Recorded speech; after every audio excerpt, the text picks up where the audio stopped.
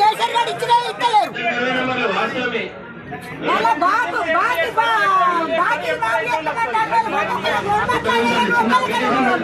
మాకైతే లేదు ఉన్నది. ఎందరు పుట్టిన మీ దగ్గర ఉన్నారు సార్. ఎన్నిసార్లు అప్లికేషన్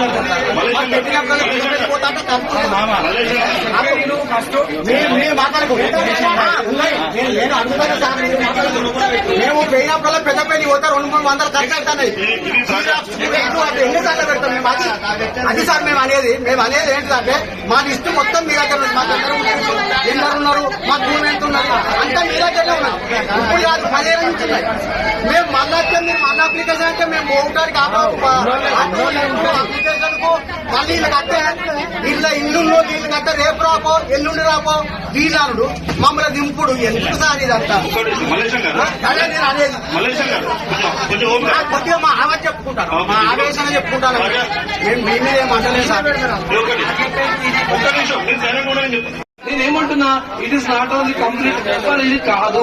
26 వరకు మన గ్రామ సభ పెట్టుకోవాలి ఆదేశాలు. ఒకటేసారి లేనోనికి రాకపోయి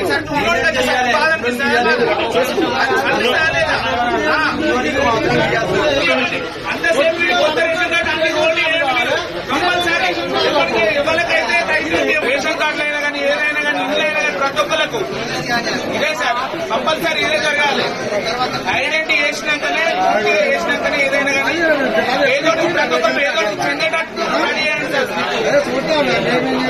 కేసీఆర్ గారు ఇచ్చినా ఇస్తలేరు. మళ్ళా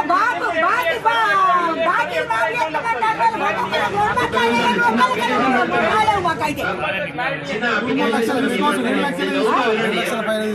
లేదు ఉన్నది. ఎందరు పుట్టిన మీ దగ్గర ఉన్నారు సార్. ఎన్నిసార్లు అప్లికేషన్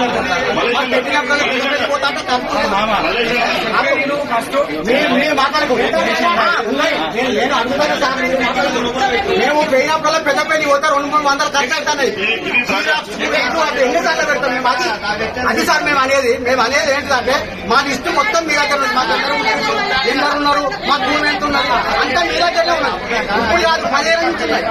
మేము మళ్ళా మీరు మళ్ళీ అప్లికేషన్ అంటే మేము పోవడానికి అప్లికేషన్ కు మళ్ళీ వీళ్ళు కట్టే ఇల్లు వీళ్ళు కట్టే రేపు రాపో ఎల్లుండి రాపో వీళ్ళాడు మమ్మల్ని దింపుడు ఎందుకు సార్ ఇదంతా? అదే నేను అనేది కొద్దిగా మా ఆవేశ చెప్పుకుంటాను, మా ఆవేశంగా చెప్పుకుంటాను. మేము మీ మీద ఏమంటలేదు సార్.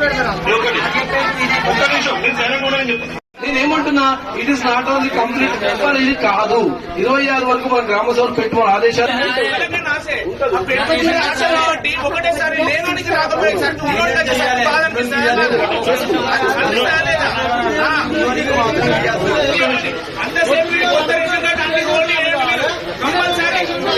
ఎవరికైతే రేషన్ కార్డులు అయినా కానీ ఏదైనా కానీ ఇల్లు అయినా కానీ ప్రతి ఒక్కరికి ఇదే సార్ కంపల్సరీ ఇదే జరగాలి. ఐడెంటిటీ వేసినాకనే ఏదైనా కానీ ఏదో ప్రతి ఒక్కరు ఏదో చెందేటట్టు రెడీ అయ్యండి సార్.